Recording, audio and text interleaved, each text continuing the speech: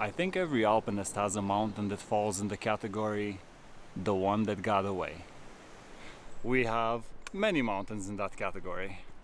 Over the next 2 days, we'll be making our way to Domes de Miage, a 3,600 meter mountain in the French Alps. Domes de Miage was meant to be Viv's first alpine peak, but we planned it for June 2020. Need I say more? You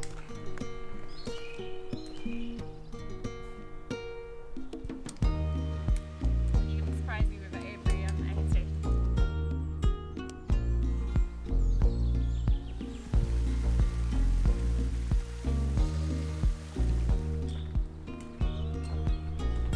We've been going now for 3 hours and it's finally clearing. And the wind is really starting. Viv and I always have the same luck with the weather. Always. I don't know if you can tell, but it's about 100% humidity at the moment. Domes de Miage is actually quite a good beginner peak if you have experience with glacier travel. But I have to say, the approach to it is quite long. Only the approach to the hut today is about 1,400 meters in ascent. Refuge Tre la Tet, 1,970 meters. Got totally thrown off. What do you think about the conditions that we're getting here? It's getting pretty crazy now. This feels like Aconcagua all over again.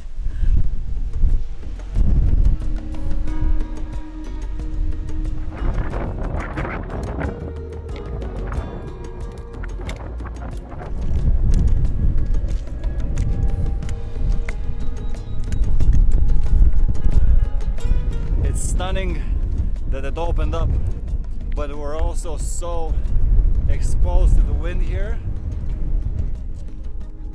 We literally have 3 more hours until this refuge, and I'm a bit concerned that shit might go down. Rain jacket. Yeah.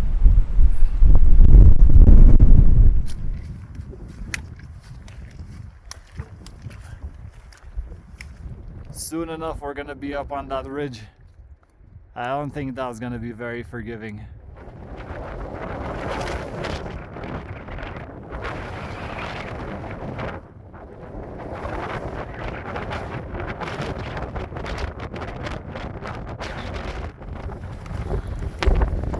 This is a little crazy.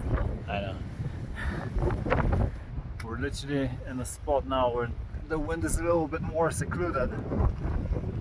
But every time you're in the open, it's... Well, you saw what it is. I'm actually contemplating going back. Seriously? Yeah. Really? Yeah. Really? You think the weather's too shit? I think we're going into a lot of exposed areas. Yeah, okay. Well, I would have been nervous, I get you.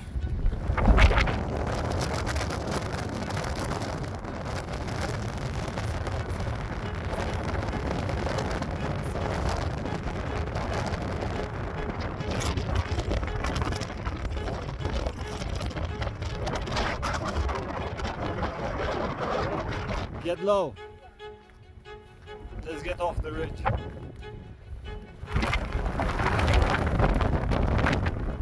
Nice and low, nice and low.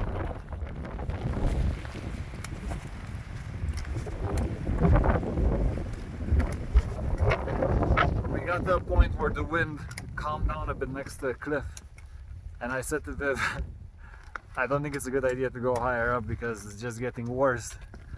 And she was like, really? I was like, yeah. And I pulled out the weather app to have a look to see if it updated, because I still had internet there. And it showed that in the next hour it was gonna be lightning. And Viv just literally goes like, okay, bye, and leaves.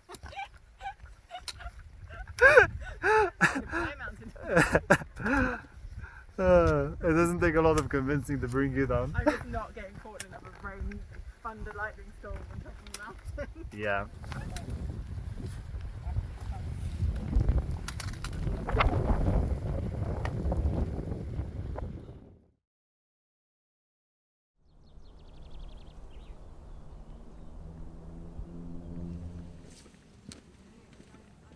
Wasn't gonna end the story there. I'm back. Sadly though, this time without Viv. She has spent the last 5 months rehabbing her knee injury, only for her hip to get bad again. I'm gonna tell you more about that, but first, let's get to that hut.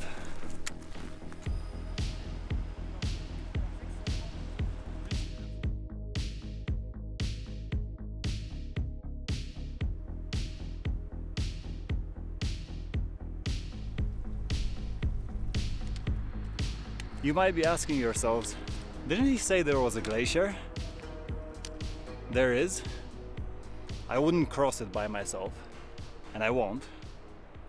After a bit of research, I realized that there is an option to go how people normally return from the summit, behind the hut, and it looks like this area doesn't go through any glaciated terrain, in theory anyway.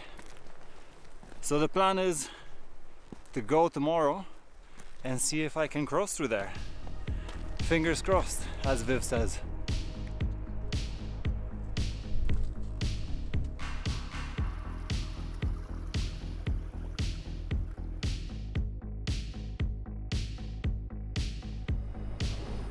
Over there is the Tre la Tet refuge that I passed 3 hours earlier. What a pleasant surprise I have right in front of me right now.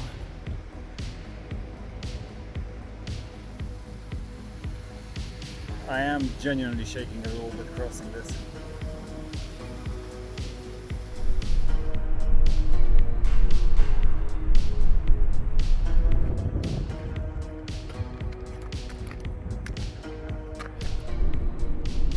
That is the Tre la Tet Glacier. So epic. And that is the refuge. Refuge du Conscrits.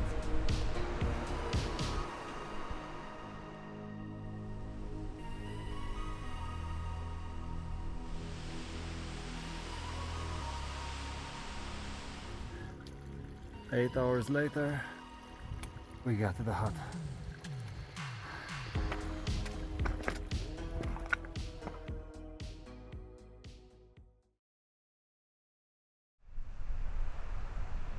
Checked into the refuge, and I came up here so we can have a one-to-one.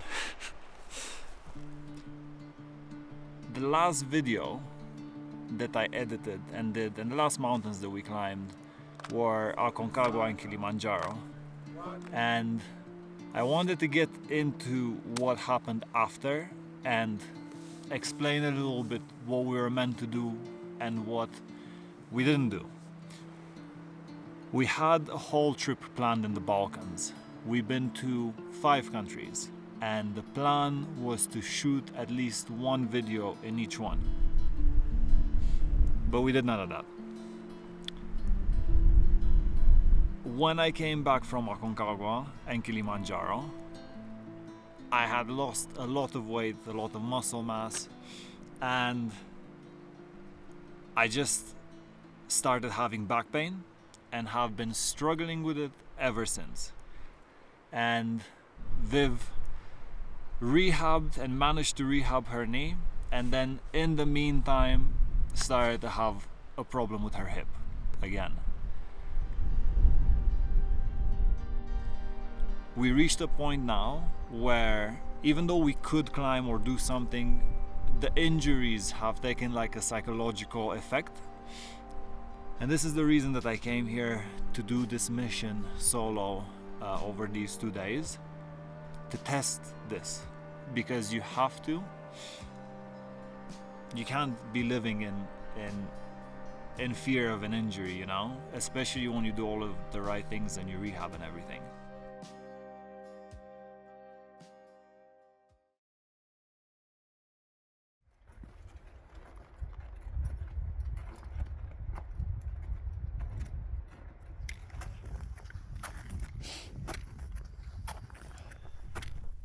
You can see a little bit of light forming behind me now. Sometimes the hardest thing to do is to actually make yourself eat something. This is one of those mornings where I woke up and I felt nauseous straight away. So now I'm trying to stomach some food.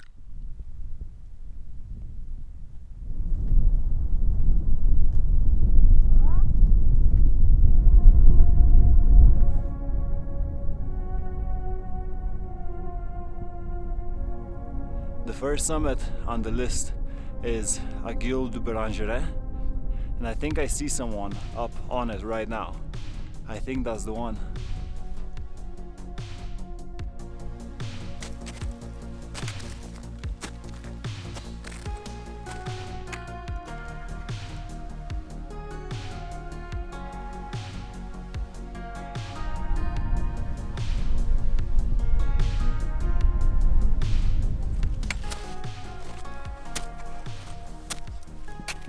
That was a steep, steep climb. But look at where we are.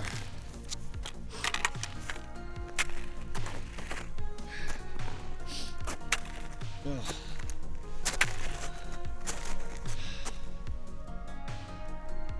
Wow.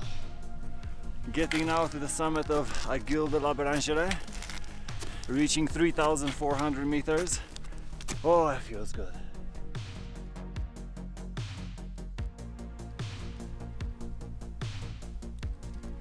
You can see the town all the way down there in the valley. Hi Viv! Are you brushing your teeth? I just wanted to show you the summit of Berangere. Oh my god, it's so beautiful! It's nice, isn't it? It's nice to see you.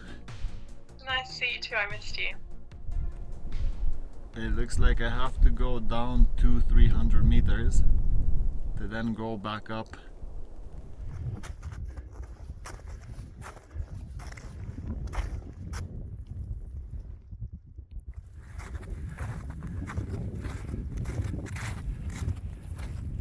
I just came down from that mountain there that you see behind me. Took like 10 minutes to come down, but look at this. This is now what I have to climb.